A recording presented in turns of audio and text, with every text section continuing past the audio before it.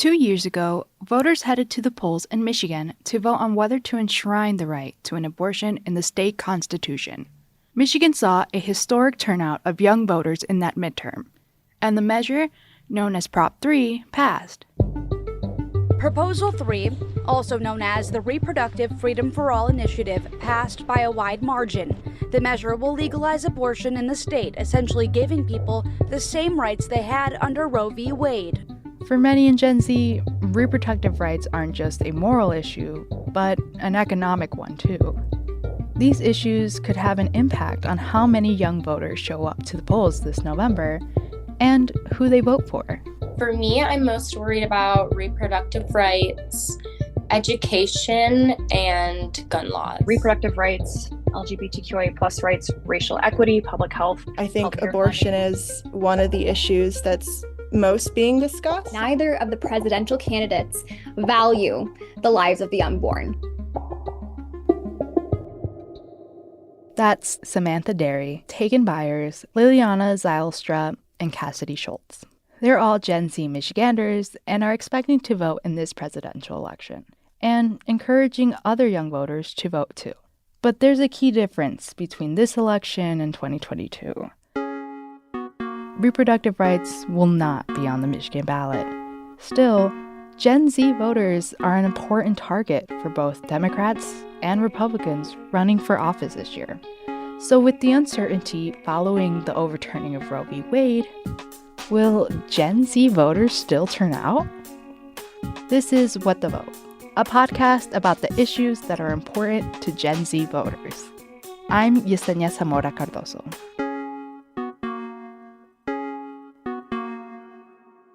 It's been 2 years since the Supreme Court overturned Roe v. Wade and erased federal protections for abortion care.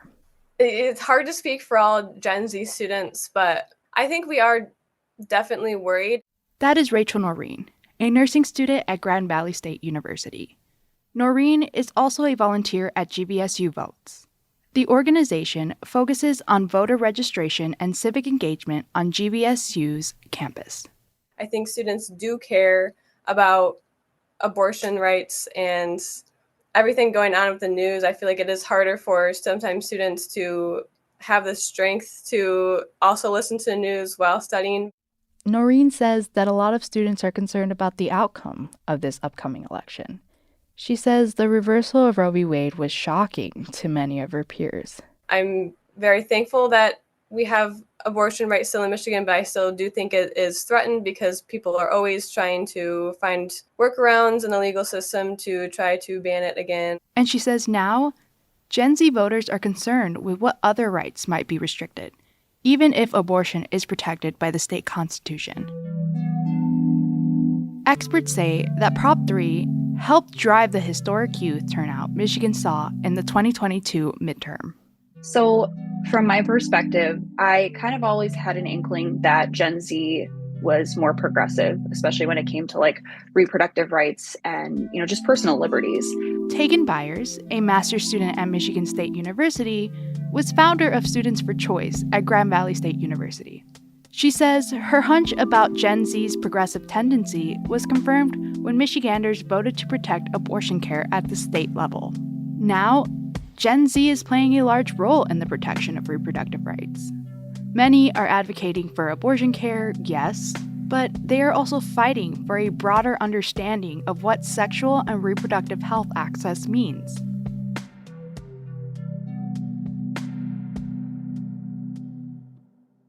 Tell me about what are the main concerns and topics that, Gen Z and first-time voters are talking about and that you've seen, are the prominent things that they're going out to advocate for? I think in the space that we're in, we see a lot of this, but I think just in general, so much on reproductive rights and making sure that autonomy is protected.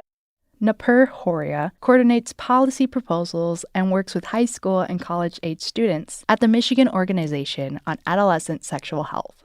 I know there's a lot of conversation surrounding the mandate for minor consent for abortion care, and that's something that a lot of youth in my rec have been super passionate about addressing. MIREC stands for Michigan Youth Racial Equity Council, which is part of HURIA's organization. In a poll last year by the Association of American Medical Colleges, about 3 in 5 members of Gen Z say that they see reproductive justice as a top priority for the federal government to address. HURIA says that her experiences match that finding. So many of these policies disproportionately impact so many different marginalized communities. And especially when that comes to reproductive health, it's been a really big thing that we're seeing, whether that's access to abortion care, the right to proper and inclusive sexual health education, and it goes on and on.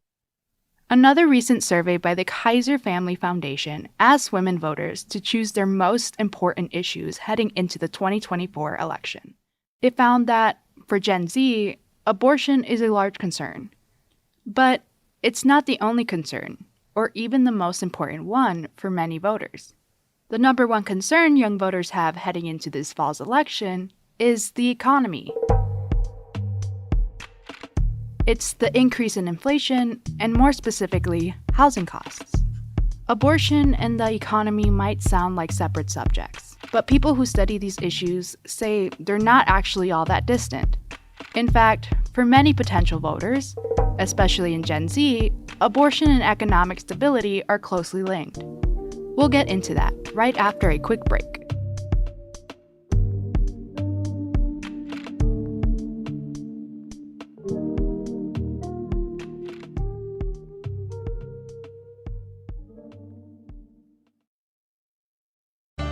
Hey, it's Peter Sagal. Wait, Wait is coming back to the Fox Theater on November 14th. It's been too long, but we like to wait long enough for you to forget what we look like, so you can be surprised again. For tickets, go to michiganpublic.org/waitwait.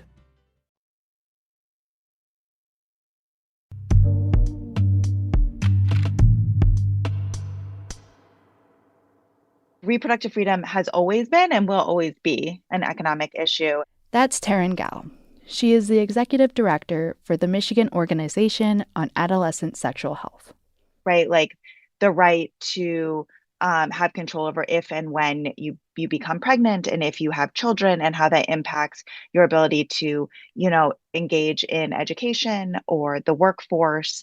Gal says reproductive care isn't always available to people, especially in Gen Z. That age group is made up of young adults who are just starting to get their footing economically. And it's more racially and ethnically diverse than the country's population as a whole. And we know that a lot of folks who may be lower income, hold historically marginalized identities, are less likely to have access to these services, which then just perpetuates these systems of oppression that keep folks from being able to engage more in the workforce and to advance more kind of economically. With young voters' concerns about rising inflation and abortion rights, it makes sense to Gal that much of Gen Z sees reproductive health care through an economic lens. Laura Schneider agrees. She's an associate professor of political science at Grand Valley State University, and she also sees the two issues as intimately intertwined. If you have a child, whether you want to have one or not, right? If you are denied access to an elective abortion, and children are expensive, they cost a lot of money. Schneider says that women and children are the most vulnerable when it comes to economic changes. That's because they're just starting out in the workforce and as a whole make less money than men. Women are the last to recover from economic downfalls. And so when you limit the reproductive freedom of women, you are absolutely restricting and impacting their economic future. In Michigan, the right to reproductive health care, including abortion, may be protected in the state constitution. But other nearby states still have strict restrictions on abortion. In Indiana, statewide abortion law is now in effect. One of the states with a trigger law was Arkansas. And hours after just today, Oklahoma's governor signed a bill that bans abortions after 6 weeks of pregnancy. In Kentucky, the Commonwealth had a trigger law on the books banning abortion if the high court ever overturned Roe v. Wade. WDRB's Conroy Deluge is live. Yeah, we are seeing about triple the number of out-of-state patients that we used to provide for before Roe. Ashley Fennessy is the Chief Advocacy Officer at Planned Parenthood Advocates of Michigan. She's talking about the increase of out-of-state patients that Planned Parenthood of Michigan has provided care for since the overturning of Roe v. Wade in 2022. State data shows that the number of abortions in the state increased in 2022 and 2023, and a higher proportion of those abortion patients were from out of state. They've had to take time off of work. This may not have been their first attempt to get care. They may need to arrange childcare, and they tend to, because of the delays, they tend to be further along in their pregnancies, so they may require a higher level of care. With the increase in out-of-state patients, there have also been higher demands on abortion providers in Michigan. They're trying to meet the needs of these out-of-state patients, as well as the Michiganders who seek care every day. So that, it puts a strain on abortion funds, as well as the availability of providers for abortion, but also the other services that we provide. According to the U.S. Centers for Disease Control and Prevention, women aged 20 to 29 account for the majority of abortions in the United States. Democratic Vice President Kamala Harris has managed to make some major inroads with young voters after President Joe Biden pulled out of the presidential race. Many young voters are hopeful about her candidacy and her advocacy for reproductive freedom. We are really excited. Our supporters are so excited and engaged, calling us wanting to get involved and be part of this historic moment. So we are really hopeful about the future. Abortion access matters to many young people. And as we saw in 2022, young people can make a difference in elections.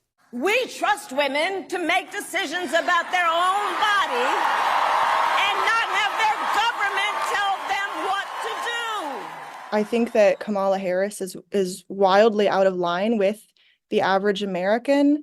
For all the excitement in pro-abortion rights circles, there's also a great deal of worry among young people who celebrated when Roe v. Wade was overturned. Many of my friends and my peers were very happy to see the Dobbs ruling. We saw this as, I think, a step in the right direction, a step for expanding human rights in our country. Liliana Zylstra grew up in Grand Rapids and is now a senior at Grove City College in Pennsylvania. She's also a previous camp ambassador with Susan B. Anthony, Pro-Life America. I have been involved in the pro-life movement since high school.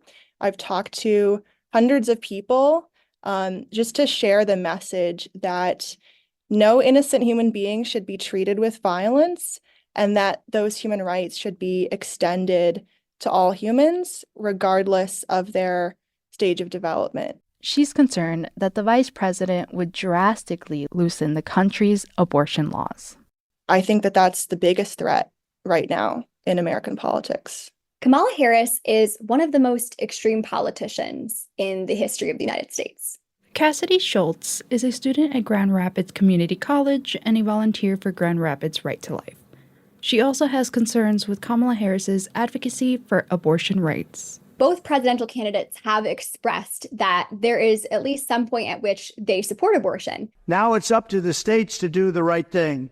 Like Ronald Reagan, I am strongly in favor of exceptions for rape, incest, and life of the mother. When Congress passes a bill to put back in place the protections of Roe v. Wade, as President of the United States, I will proudly sign it into law. But understand. And the reason why I don't support abortion is because we're all human beings and, all human beings deserve human rights, but neither of the presidential candidates believe that the unborn are worthy of being protected. And I think that's of great concern to young people. Pro-life advocates like Schultz and Zylstra do recognize that, for many women, abortion access is an economic issue. But Schultz argues protecting the right to an abortion is not the answer to the economic concerns that come with an unplanned pregnancy. Yes, I think women who are facing unplanned pregnancies are concerned about the costs of living and of raising a child. And so that's one of the reasons why the pro-life movement is very focused on making sure women have the resources they need. And if you think about how awful it is that a woman might look at her bank account and say, I'm going to have to choose between my baby and paying the rent, that is a travesty. And our country should do a better job making sure that women are supported when they're facing an unplanned pregnancy.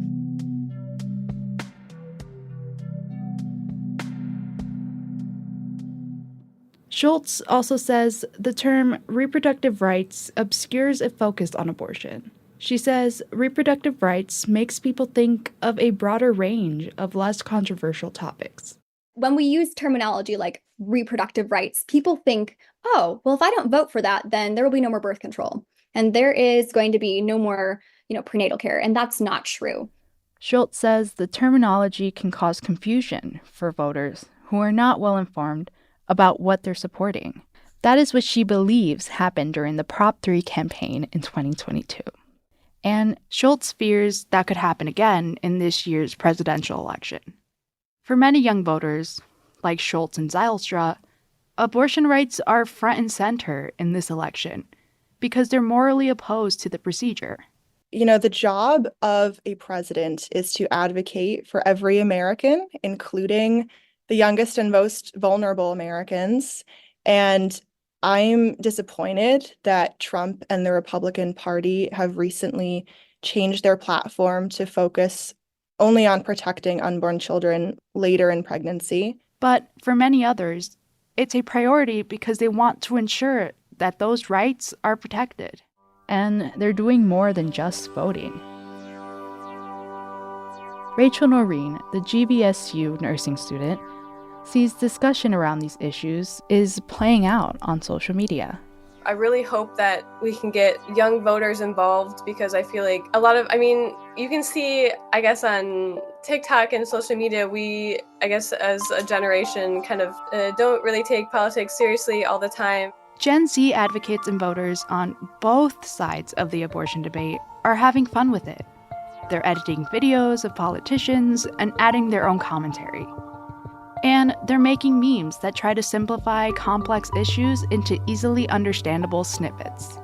Join us for a day in the life with the president and CEO of Reproductive Freedom for All. We're in Madison. Not a person. Coming out the other end, a person! Human rights! Congratulations. You now have value. The thing I think about all the time is my 3 nieces. I refuse to allow them to live in a world where they don't have bodily autonomy. We all pro-life. Of course people assume we're old white Republican men. We're pro-life. Hey everybody, let's make community organizing fun again. It's Brianna here, your local Detroit organizer for Planned Parenthood Advocates of Michigan, and I am Noreen wants young voters to know that they need to do more than post online. In a swing state like Michigan, a relatively small number of votes can still make a big difference. I feel like if we can really help younger voters to understand that we can have a better future, we just need, more digestible information, and we need to know that what they do makes a difference. We have a chance for a better future for the politics of America.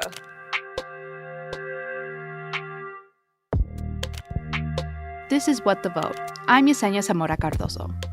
Next episode, college campuses have often been a site of student activism. This year, students across the country protested Israeli attacks on Gaza and often butted heads with administrators over their tactics. So, how does Gen Z understand the rights to free speech?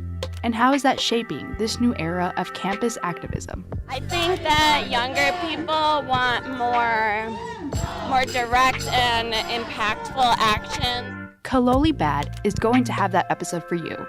What the Vote is a production of Stateside on Michigan Public. This episode was reported by me, Yesenia Zamora Cardoso. It was edited by Brett Dahlberg and mixed by Ronia Cabansag. April Van Buren fact-checked this episode. What the Vote's editors are Brett Dahlberg, Laura Weber Davis, and April Van Buren. Other reporters on the project include Kaloli Bat, Aaron Bush, Zena Issa, Ethan Myers, and Adan Kwan. Thanks to Jody Westrick and Paulette Parker for their digital expertise. And thanks to everyone who has already subscribed to What the Vote. If you haven't, join the cool kids and make sure you never miss an episode by subscribing wherever you listen. While you're there, rate and review us. That helps other smart, curious people find the pod. The next What the Vote episode drops on October 22nd. We'll see you back here Tuesday.